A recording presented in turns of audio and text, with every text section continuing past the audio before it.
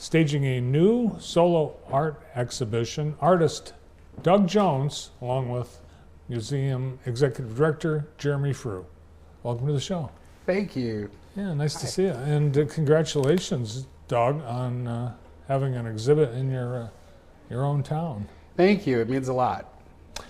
Doug, I think, is known to many people in the community. You toiled as an artist and educator in Jackson for many years, and now you've got some really major commissions that you've done in Southeast Michigan, and you're now based in the Detroit area. I am. So tell us about your art. It's got a unique descriptive to it.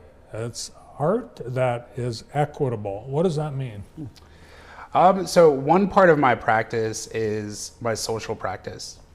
One part of my practice is, the other part of my practice is independent. So for example, a lot of people in Jackson may know me for giant paintings and murals.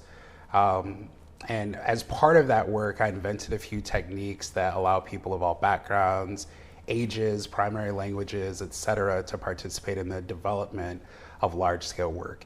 So very often as an artist, especially in Jackson, I would walk into a room and people would treat me like a celebrity, as if I was more special than the other people in the room, and that really rubbed me the wrong way.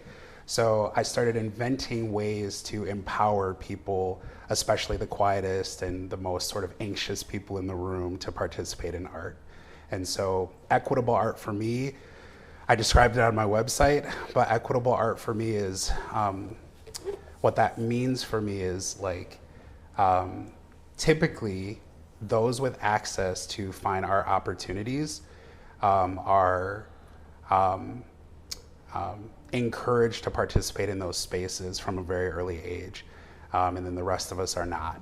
And I've been lucky enough, because of my experiences in Jackson and Grand Rapids and Ferndale, to have that type of access. And so I simply try to share that access with as many people as I can. It's interesting because you think art would be accessible to anyone and everyone by just, picking up a crayon, for example.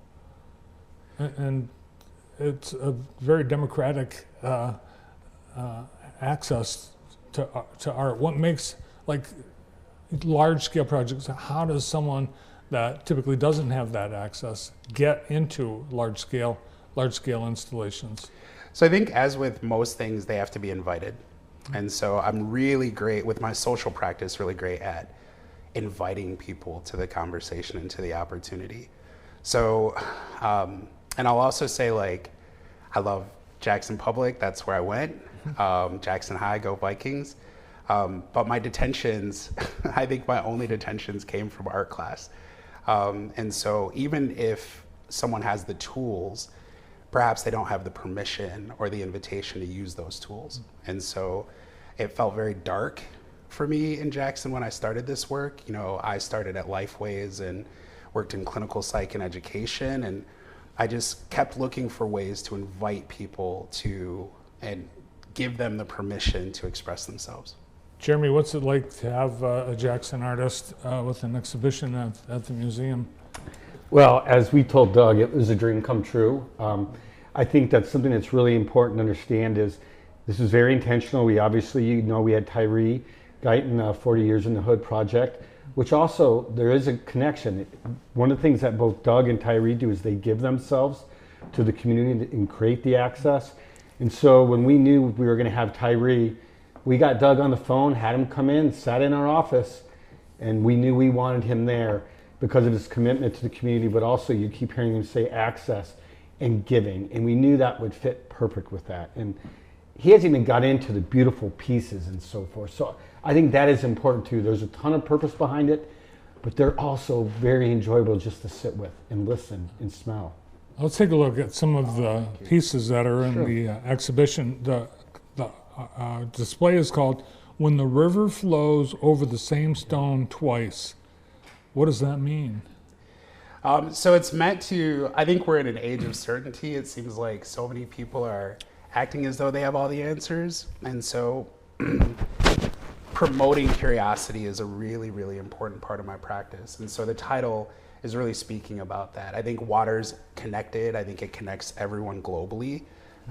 We're lucky and privileged to be in Michigan, close to so much fresh water. And so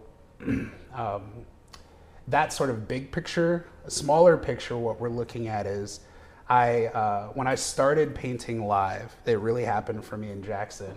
And I remember I used to be so anxious or scared or nervous to paint live. I knew I wanted to promote and advocate for the arts because I wanted people expressing themselves, but I didn't think I had the talent.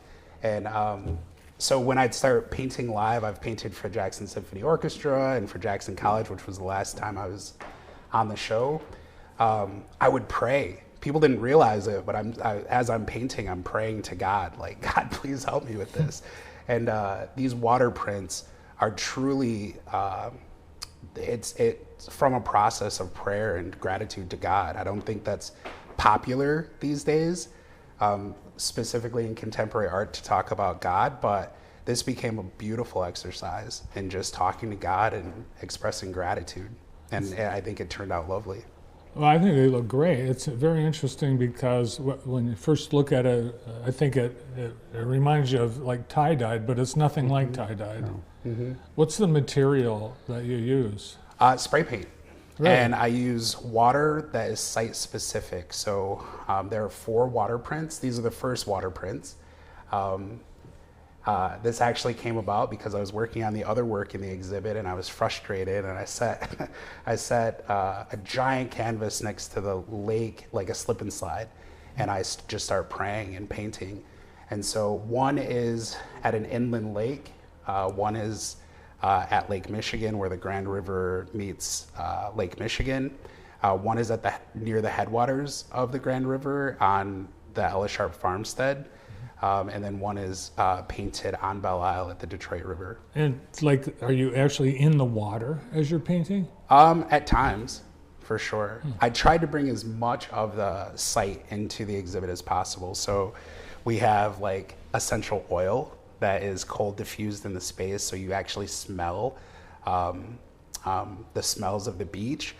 And then I also have a soundscape where I recorded all the way from, I started at the headwaters of the Grand River, went to Ella Sharp's farmstead, then went to Grand Haven where the Grand River meets Lake Michigan, then went to the Detroit River, then went to St. Lawrence River, then went to Niagara Falls, then went to the Atlantic Ocean off the coast of Massachusetts, and went to Punta Cana at the tip of the Dominican Republic where the Caribbean Sea meets the rest of the Atlantic Ocean, and I recorded sound. And so when you're in Gallery 1 of the exhibit, you hear all of this sound from these waterways. So there's sound and smell along with the site. That's right. Yeah, you're going to get all kinds of senses, and it's all correlated, very intentional. It's amazing. I told Doug when I get in the office and we open the museum, I'll go sit and listen. It's beautiful. I mean, it's unbelievable. And you hear the water just running, and it's in a loop, so it goes over and over again. Can I smell the beach? Yeah, absolutely. This is I call it freshwater estuary. He's making a joke of Okay. Seinfeld. Well, no, I mean Kramer. You know. He I was- know, that's what yeah. I said, Seinfeld. This isn't the New York. Yeah, it smells like the beach. Yeah. Yeah. And thank you for that. I love Seinfeld. It's a good reference. I'm impressed. I've got a few more photos to look at from Doug. I'm not sure. Are these part of the exhibit? No. So part of what I've included, so I wanted to create as many opportunities to make this accessible for people as possible. For my social practice, these huge murals, like the first all-inclusive collaborative mural in the region, in the Midwest, was in Ypsilanti that I did while I was actually living in Jackson. But for this show, we have scent and sound for people who are blind, potentially. I wanted everyone to have artwork that they could take away with them. So I recently graduated with an MFA, and I studied printmaking and architecture. So I created a zine that tells the story of George Brown, the famous builder. He's famous for inventing this, what we would describe as a drywall, this mortarless wall that Ella Sharp's parents commissioned to put around the Ella Sharp farm. So this is an image of that wall that still stands. And part of what makes George Brown so interesting, he was born a free black guy in upstate New York. He was famous for making these mortarless walls. His first building was called the Beach House. I think it's in Kingsbury, New York. But he became the only black minister for a predominantly white congregation in the United States before the Civil War. And Ellis Sharp's grandparents developed a very close relationship with him through religion. They had all experienced a ton of grief. And so the zine sort of tells this story. The image that you saw of George Brown is the only image that we have of him. It was created by an 11-year-old who sat in the congregation of his church in New York. So that's the closest thing we have to a photograph of George Brown, and it came from an 11-year-old. So talk about access. Wow. Yeah. So that's who did the stone wall. George Brown, not the 11-year-old. Yeah, right. All right, so there's an opening ceremony, exhibit, what do you call it? Reception. When is it? November 12th. Okay. And also, I keep in mind too, which is really good for us, and you keep hearing about access, because of the Amen Foundation, there's still all admissions is sponsored, so anybody can come through and see the exhibits. We had over 100 kids from Northwest there today, so Well, seeing Doug's work. I always like to see the Tyree Guyton exhibit. Interestingly enough, you and Tyree are neighbors. We are. Yeah. I did a project on Heidelberg Street last summer. Wow. Which was a lot of fun. All right, so check it out, Ellis Sharp Museum, free, the Heidelberg Project, and When the River Flows Over the Same Stone Twice. Can't wait to see it, Doug. Thanks for coming in. Thank you, Bart. Thank it's you, good Bart. to be back here. Not just an MFA from Cranbrook. That's Pretty right. cool. Doug Jones. You've heard of it. Yes. And Jeremy Frew.